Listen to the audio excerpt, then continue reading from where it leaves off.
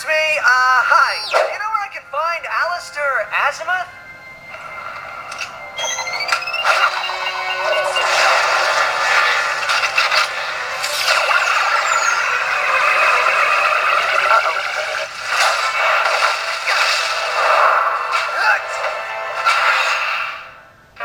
Ratchet and Clank Future: A Crack in Time is the 7th console release in this long-running series.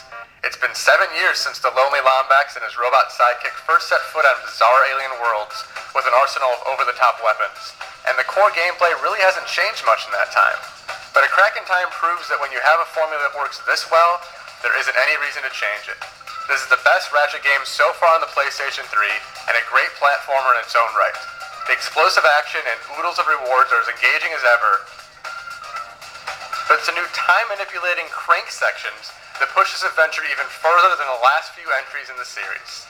These puzzles are a breath of fresh air and help keep the game diverse and interesting throughout, making it easy to get sucked in for hours at a time as you jump between worlds, gun down angry foes, and solve the mysteries of the universe.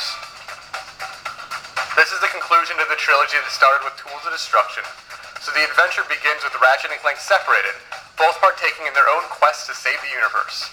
If you missed the last two games, Crack in Time opens with a brief rundown on the events leading up to the thrilling conclusion, so there isn't any reason to stay away from their latest adventure if this is your first foray into the series.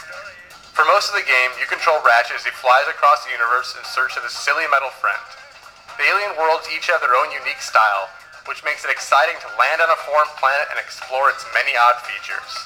The main gameplay sections are broken up between fast-paced shooting and careful platforming, and both elements are well executed with no annoying detours to distract you from the hectic flow. The shooting controls are virtually flawless, making it easy to leap around your enemies, peppering them with bullets and tossing bombs as you deftly weave between their deadly attacks. The bizarre weapons, the series staple, are just as goofy as past entries in the series, letting you dispose of your evil attackers in style. The most ridiculous weapons aren't available until later in the game, but this isn't a big problem here. With every kill you register, your weapon gains experience, and it's a lot of fun wreaking havoc to see what new attributes you can unlock from your trusty guns.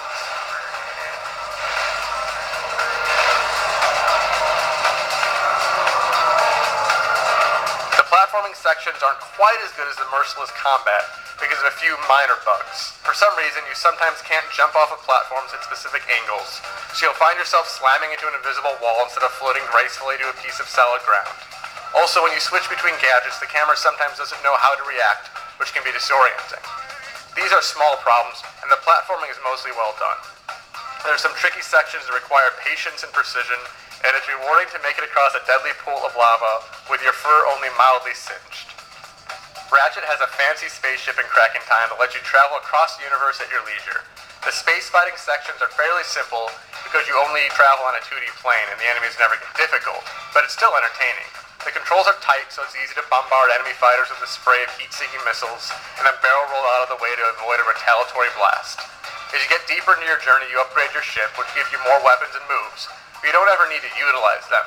Your enemies are so predictable that you can easily mow them down using your supercharged guns, which takes away a bit of the thrill. Flying around space is still a good change of pace from wreaking havoc on alien worlds, but it's not developed quite far enough to make it truly special. The coolest part of the space travel is that you can land on moons and meteors that you pass by. These give you a chance to hunt for hidden collectibles and provide more opportunities to test out your high-powered weapons or navigate a treacherous obstacle course. One really neat effect is that you can see the solar system overhead as you walk across these spherical worlds.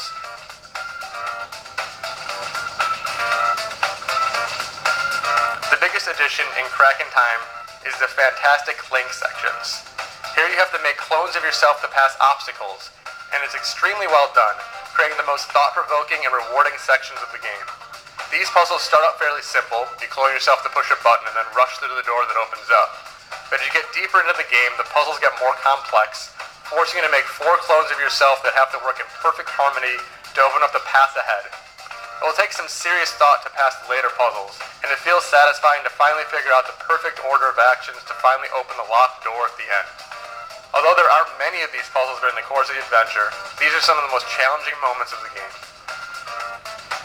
The main quest only takes 10 hours or so to finish, but there are plenty of collectibles to hunt down when you finish off the boss for the first time.